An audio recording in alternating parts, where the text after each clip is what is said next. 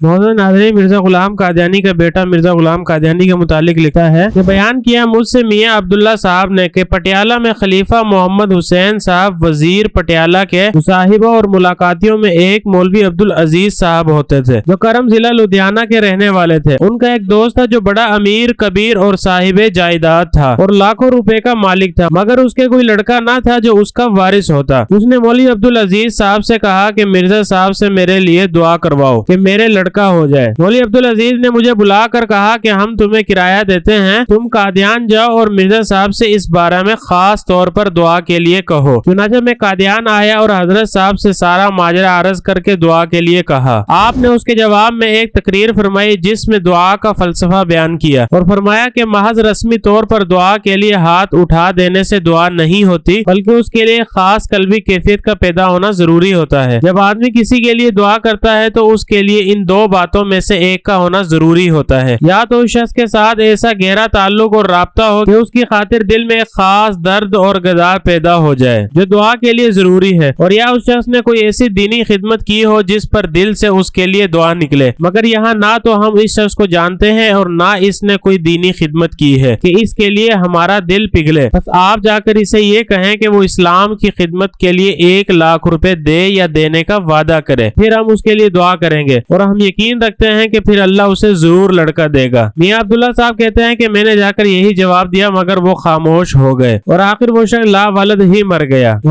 यहाँ ये बताने की जरूरत नहीं है कि मिर्जा गुलाम कादियानी इस्लाम की खिदमत के लिए चंदे की अपील करता था, बल्कि वो अपने बनाए हुए मजहब कादियानियत के लिए चंदे की अपील करता था।